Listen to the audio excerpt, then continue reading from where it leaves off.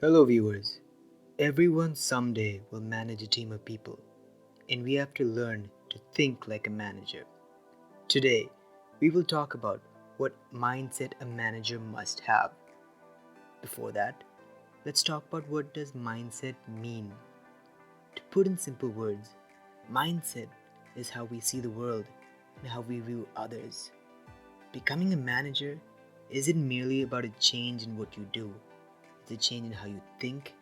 Your responsibility changes, your daily schedule changes, but it's your mindset that changes the most.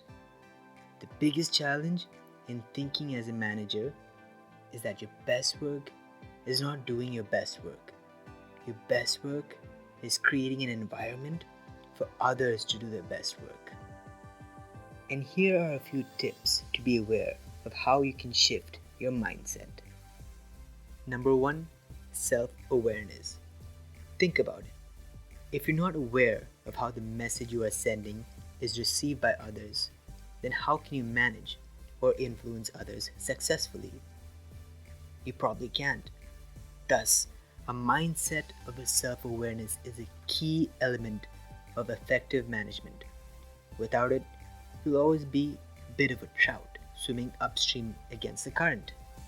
If you are a young manager who wants to be self aware, it's an attribute that can be diligently developed by listening carefully, seeking candid feedback, and by working in areas that needs to be worked on. It's an excellent long-term investment in yourself and your management career. The next one is communication and connecting. While this is a bit of a cliche, all managers should have good communication skills. But just because it's common sense doesn't mean it's commonly practiced. And there's an additional factor to consider when managing an increasing agile remote workforce. This is the current scenario where everyone is working from home. Data shows it's easy for remote workers to feel isolated. Effective managers not only communicate well, but they should also take the time apart to make sure the team is connected, no matter where they may be, by whatever means, such as phone calls, text, emails, video conference, and so on. Whatever works in your particular circumstance. The third point is focus on what and when. It's always best when setting goals with your team to focus on what the deliverables are and when they need to be completed. But to leave the details of how and when that gets done is up to the person. The exception, of course, is when someone is asking for help, or if you observe a team member who's struggling. At that point, you can look at how they are going about the task.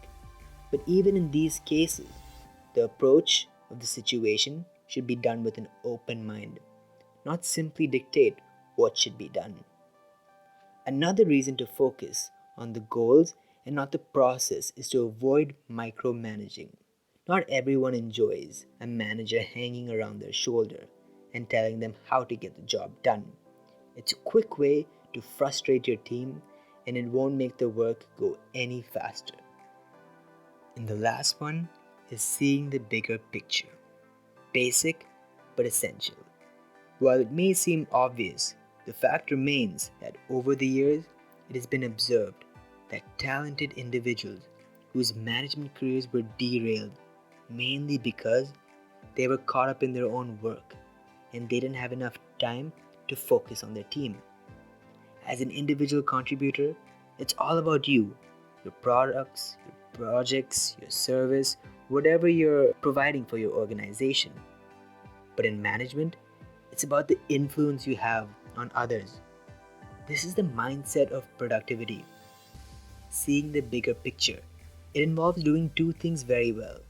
First, you should have a solid understanding of the needs and goals of your department, as well as the entire organization.